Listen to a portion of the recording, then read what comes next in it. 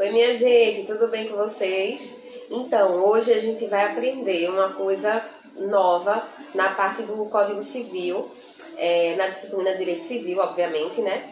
E aí o que a gente vai aprender hoje é sobre bens jurídicos. Eu já vou começar, independentemente de ter pessoas ou não na live. Por quê? Porque isso aqui vai ficar gravado. E aí quem quiser assistir depois, fica à vontade. A gente vai tratar hoje sobre esse tema, que é um tema muito importante, sobre bens. Muitos alunos não gostam muito dessa temática porque é um tema muito classificatório, é um tema de muita decoreba. De todo modo, na advocacia, na vida prática, é um tema muito importante.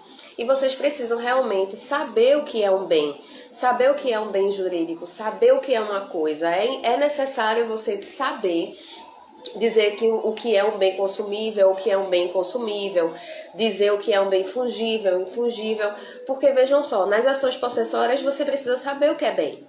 Se você quiser fazer um uso capião, você tem que saber o que é um bem, né? Nas ações de direito real, vocês precisam saber o que é o bem. Então hoje a gente vai tratar dessa temática.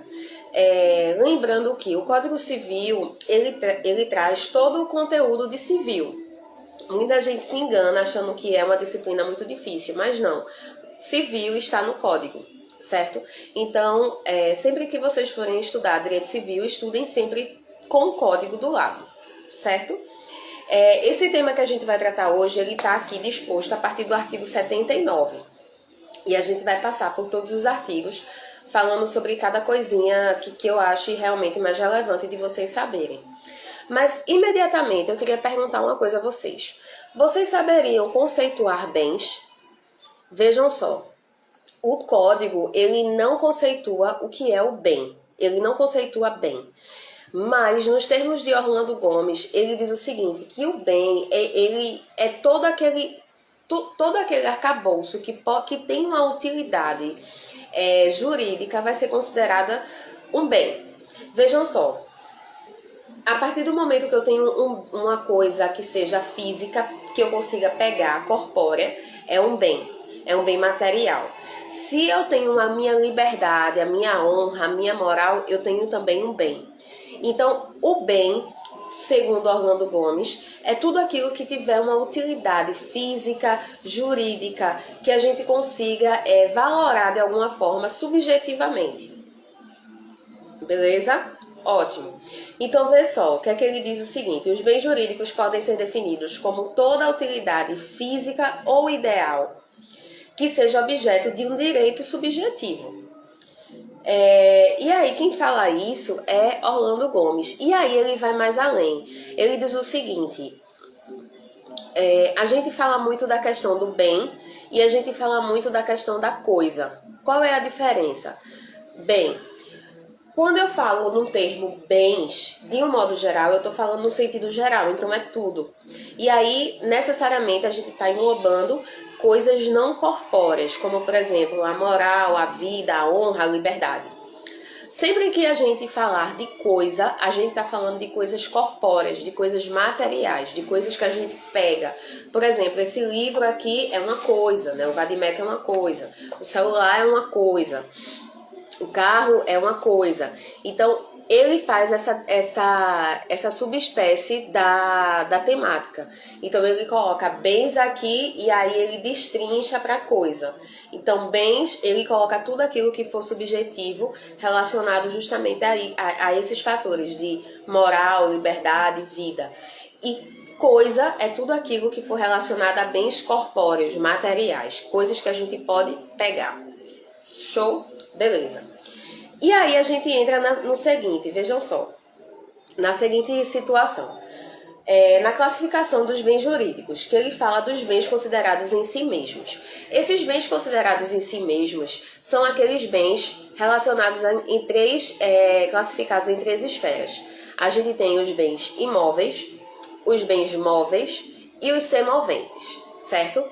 Os bens imóveis, eles estão relacionados aqui no artigo 79 e 80 e 81. Diz o seguinte, são bens imóveis o solo e tudo quanto se lhe incorporar natural ou artificialmente, Consideram-se imóveis para os efeitos legais os direitos reais, o direito à sucessão.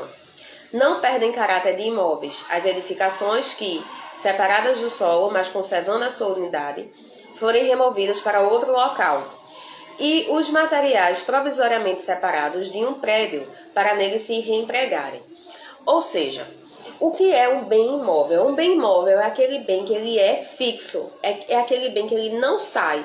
Você não consegue tirar ele de um local e colocar em outro sem que ele perca a substância dele, sem que ele perca a estrutura dele. Ele é um bem imóvel.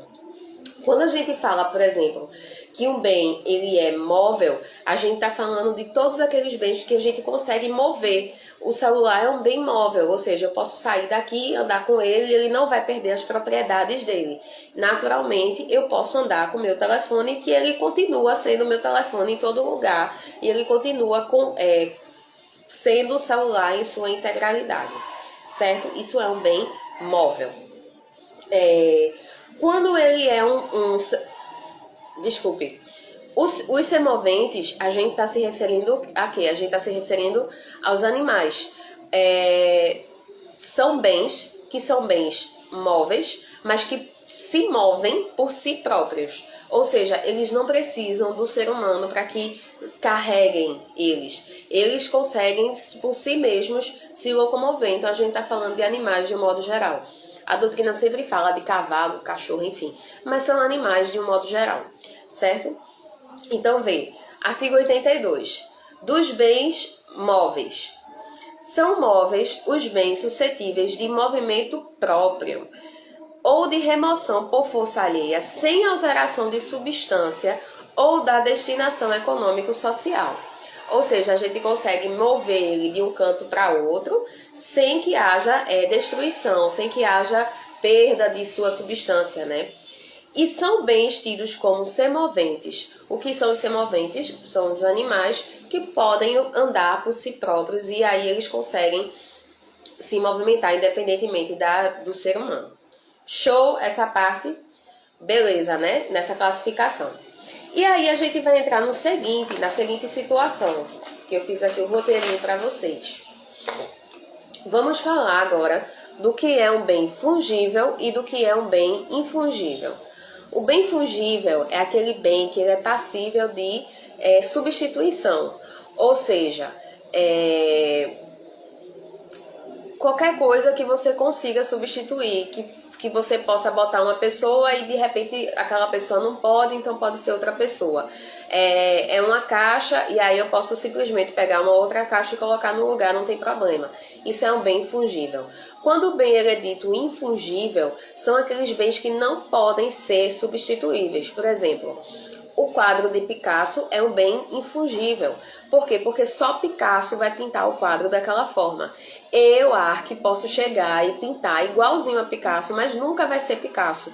Então, meu quadro nunca vai valer milhões. Só o quadro de Picasso. Então, é um bem infungível, é um bem insubstituível. Ele tem um valor além do que se pode imaginar. E aí, ele é insubstituível. Ocorre que tem uma coisinha também que pode acontecer.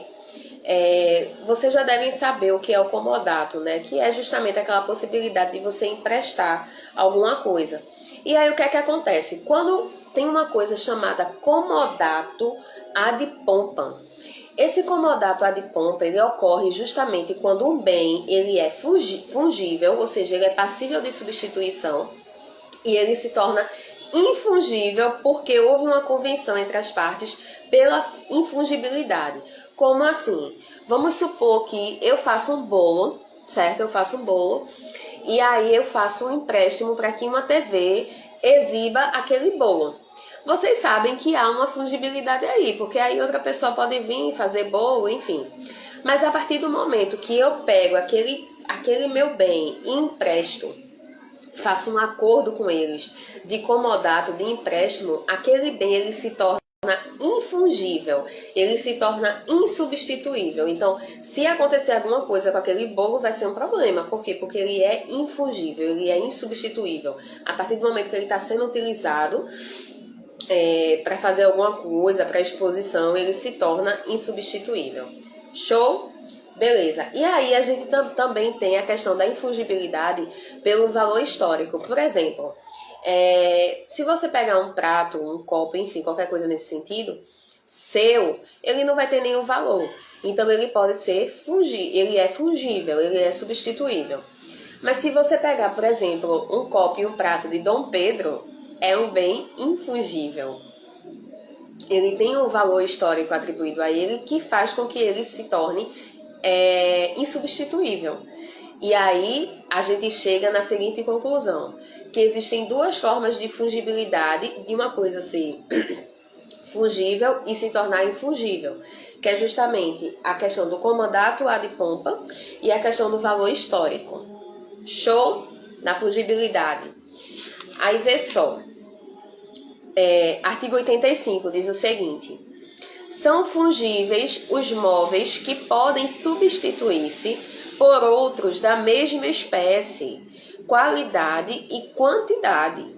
E artigo 86. São consumíveis os bens móveis cujo uso importa a destruição imediata da própria substância, sendo também consideradas tais os destinos à alienação. Os destinados à alienação. Então, vê só, a gente já está entrando aqui na outra coisa, na outra classificação. Quando é que um bem ele é consumível e inconsumível?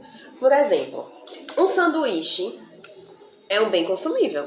Você comeu, acabou, não tem mais o que fazer. Comeu, acabou o sanduíche.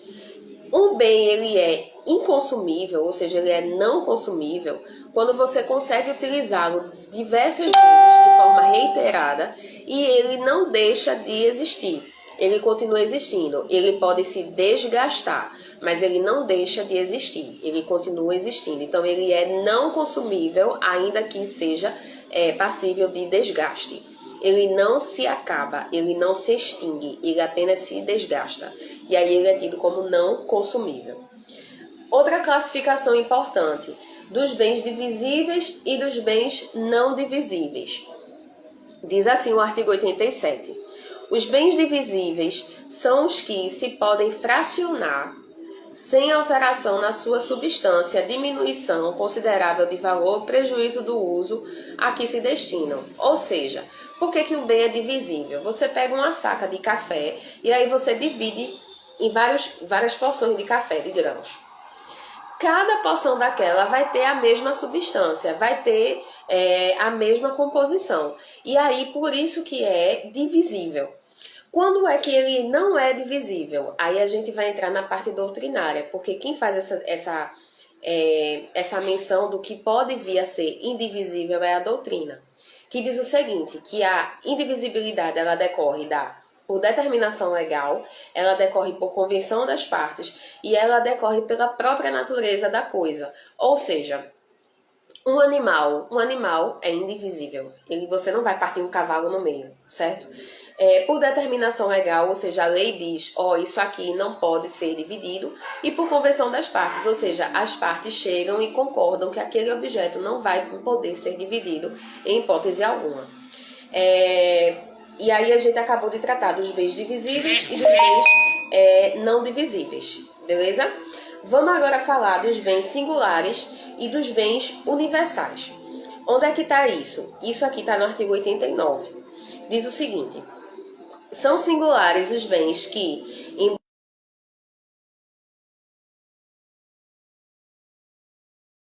independentemente dos demais. Como assim? Eu tenho um saco de caneta. E aí o que é que acontece? Cada caneta é considerada individualmente, certo? Então é um bem singular. Vai vir naquele pacote, mas é um bem singular. No entanto, se eu pegar, por exemplo, se eu quiser montar uma biblioteca, eu vou precisar necessariamente de quê? De livros, certo? Então só vai ser considerada biblioteca a partir do momento que eu tiver um número grande de livros. E ali vai haver uma biblioteca. Então ali a gente está falando de bens universais, de bens coletivos.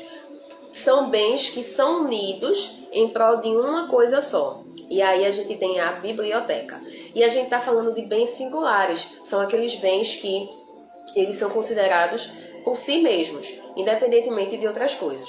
Aí agora a gente vai entrar nos bens que são reciprocamente consideráveis, dos bens reciprocamente consideráveis. E a gente tem os bens principais e os bens acessórios. Vou dar um exemplo bem rápido, que no instante vocês vão entender. Se eu tenho um bem principal, eu estou falando de um bem que por si só ele já existe e já se conserva. Uma árvore é um bem principal. O fruto que provém da árvore é um bem acessório. Aquele fruto, ele pode surgir sozinho, ele brota sozinho? Não, ele só brota a partir da árvore. Então ele é um bem acessório. Ele é acessório em relação ao principal, que é no caso a árvore, e a árvore é a principal em relação ao fruto. Outras divisões também que traz aqui o Código Civil, que são os bens reciprocamente considerados, que eu já falei, e dos bens públicos, que é uma temática que vocês precisam estudar na parte de direito administrativo. Que aí vocês vão falar sobre os bens de uso comum, vou falar dos bens dominicais, dos bens especiais, e aí vai entrar justamente mais especificamente nessa situação de bens públicos, certo? De um modo geral, eu acho que era isso que eu queria realmente passar para vocês. Eu espero que não ter esquecido nada, mas eu gostaria realmente de passar essas informações de uma maneira mais prática e mais rápida. A gente falou aqui sobre os bens, da parte geral dos bens, e eu espero que vocês tenham gostado. Eu tô vendo aqui que não tem muitas pessoas na live, mas não se preocupem, porque essa aula ela vai ficar salva. O objetivo foi justamente começar para depois deixar disponibilizada aí para vocês, e posteriormente assistam. Se tiverem dúvidas, estarei à disposição, obviamente. Tá certo? Muito obrigada, minha gente, pela participação, e um beijo, até mais. Tchau, tchau.